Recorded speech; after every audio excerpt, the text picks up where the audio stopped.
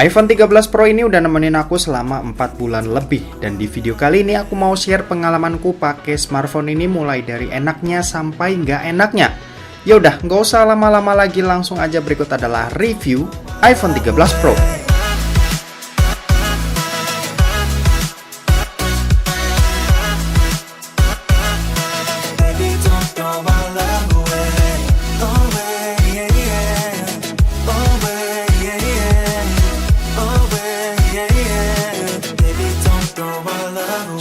So halo guys, balik lagi sama kuliah sore bareng L di sini. Sebelum masuk ke inti videonya, aku mau kasih tahu dulu nih buat kalian yang pengen beli iPhone 13 Pro atau smartphone apapun, bisa belanja aja di Bukalapak karena lagi ada banyak promo yang menarik.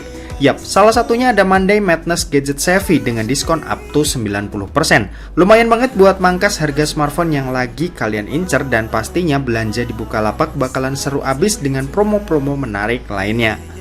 Oke, jadi iPhone 13 Pro ini aku beli di pertengahan bulan November lalu, yang artinya saat video ini dibuat umurnya ini udah 4 bulan. Jujur aja daily driverku ini selalu dua. Pertama ada Android yang pastinya bakalan selalu rajin gonta-ganti karena banyaknya smartphone Android yang beredar. Dan ada iOS, iPhone terbaru yang tentunya bakalan aku pakai setahun penuh sampai ada generasi terbarunya. Nah, kebetulan karena ini zamannya seri iPhone 13, yang aku pilih ini adalah iPhone 13 Pro-nya. Bukan yang mini, bukan yang reguler, maupun bukan yang Pro Max. Alasanku milih ini simple, aku mau dapat fitur yang Pro tapi dengan size yang nggak terlalu gede. Dari segi desain jelas versi Pro bakalan lebih kelihatan premium ketimbang non-Pro-nya. Tapi ketika Apple event berlangsung, sebenarnya aku tuh cukup kecewa ya dengan desain yang nggak banyak perubahan dari iPhone 12 Pro. Makanya biar kelihatan beda, aku mutusin buat ambil yang varian warna Sierra Blue-nya ini. Ya keren sih, desainnya kelihatan mahal, tapi tetap aja ada rasa bosan tersendiri karena desain yang gitu-gitu aja. Di bagian depan juga nggak ada perubahan yang signifikan. Desainnya masih flat, masih berponi meski lebih kecil, dan masih dengan overall bentuk yang mirip dari seri sebelumnya. Jadi aku rasa dari segi desain jelas bukan nilai yang positif buat iPhone 13 Pro ini. Oke, beranjak ke layarnya, ini ada layar yang pakai panel Super Retina XDR OLED. Resolusinya ini 1170 x 2532 pixel dan luas layar ada di 6,1 inci. Buat refresh rate akhirnya ada upgrade ke 120 Hz, yang ini itu berlaku cuma buat seri Pro-nya aja. Untuk kualitas gambar aku ngerasa iPhone ini tetap ngasih yang cakep ya, meski bukan yang terbaik. Layarnya ini enak buat dipandang, mulai dari buat dipakai nonton, main game, scrolling sosmed, atau lihat preview toko sekalipun.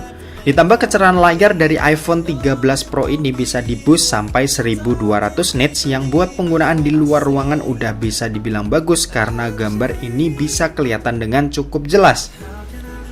Untuk speaker jelas udah stereo ya, keluaran suaranya agak kurang balance sih antara speaker atas dan bawahnya. Cuma buat didengerin dengan kuping telanjang ini tuh udah bisa hasilin suara yang enak buat didengar. Oke, next kita mau bahas soal performanya. Jadi untuk performa iPhone 13 Pro ini dibekali dengan chipset Apple A15 Bionic, punya 5 core grafik dan punya RAM berkapasitas 6 GB. Apple A15 Bionic ini sendiri adalah chipset mobile paling ngebut nih dari Apple buat saat ini. Kerjaan-kerjaan sepele kayak misal buat dipakai chattingan, main sosmed, atau foto-foto aja jelas bukan hambatan sama sekali buat iPhone 13 Pro ini. Semuanya kerasa smooth dan bener-bener enak buat dipakai karena adanya dukungan iOS juga sebagai operating system mereka yang terkenal udah bener-bener optimal untuk segala kondisi. Ini juga yang menyebabkan iPhone jadul pun masih smooth-smooth aja ya buat dipakai sampai sekarang. Nah, sementara itu buat kerjaan yang lebih berat, misal contohnya adalah ngedit video, ya enak banget buat dipakai. Aku sering banget ngedit video-video simple dan ini tuh bener-bener kerasa enak ketika dipakai. Sementara itu buat dipakai main game juga pastinya kalian tau lah ya kalau HP ini bakal bisa nyikat-nyikat aja. Mobile Legends jelas bisa rata kanan dan aku juga sering banget nih buat main ML di sini. Terus PUBG Mobile di sini rata kanan juga oke, baik HDR Extreme dan Ultra HD frame rate ultranya juga aman-aman aja. Dan kalau Genshin Impact ini sih juga oke ya, dihajar ke highest 60 fps juga bisa. Tapi kendala nih HP tuh cuma satu dari segi performanya. Yap, apalagi kalau bukan suhunya. Suhu jadi masalah utama di HP ini yang juga sering banget aku alamin. Mungkin karena bodinya ini kaca dan stainless steel, makanya panas tuh bakalan cepet banget nyebar ya. Sebenarnya aku ada solusi sih buat masalah ini, yaitu pakai cooler eksternal yang ampuh buat ngeredam panasnya ini. Dan udah deh, jadilah HP para pro player. Oke lanjut, kalau ngomongin soal baterai, iPhone 13 Pro ini punya daya di 3095 mAh. Kecil kan? Ya kecil. Tapi kalau kalian pengen tahu, iPhone 13 Pro ini adalah smartphone dengan layar di bawah 6,5 inci terawet yang pernah aku coba buat urusan daya tahannya. Untuk SOT sendiri ini bisa dapetin 10 jam lebih, dan jelas ini bisa diandelin kalau misal kalian heavy user. Sementara itu buat kecepatan ngecasnya ini nggak tahu berapa ya, tapi yang jelas ini kenceng banget ngecasnya, setengah jam ini udah keisi 50%. Lumayan suka sih di bagian baterai dan pengecasan dari iPhone 13 Pro ini. Nah, dan terakhir kita mau ngomongin soal kameranya. Jadi untuk kamera, iPhone 13 Pro ini dibekali dengan setup 3 kamera, di mana ada kamera utama 12 megapiksel, kamera tele 3 megapiksel, 12 megapiksel, dan kamera ultrawide 12 megapiksel.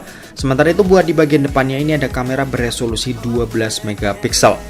Buat hasilnya, nggak usah ditanya. Cakep sih, karakternya kuning-kuning yang estetik juga buat nyenengin mata kebanyakan orang. Tapi aku paling sebel sih sama auto HDR-nya nih yang maksa banget bikin kulit jadi lebih terang. Emang tambah ganteng sih, cuma kadang terlalu maksa aja. Untuk low light juga lumayan oke, meski bukan yang oke-oke banget buat smartphone flagship. Tapi paling nggak hasil yang dijepret ini masih cukup enak buat dilihat.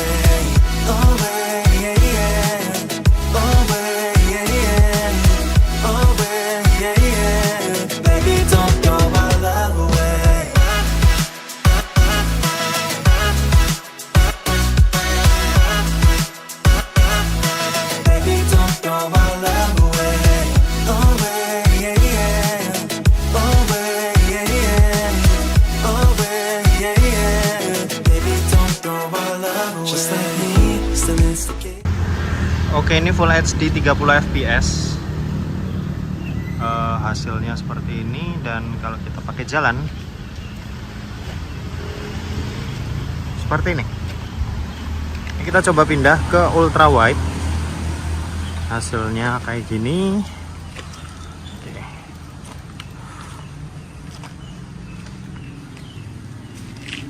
Oke, ini yang 1 kali, lalu ini yang 3 kali. Oke, ini buat contoh perekaman kamera depannya Full HD 30, hasilnya seperti ini. Kalian bisa nilai sendiri dari video ini untuk kualitasnya mana yang lebih oke, dari gambarnya, kestabilannya, audionya juga bisa kalian nilai.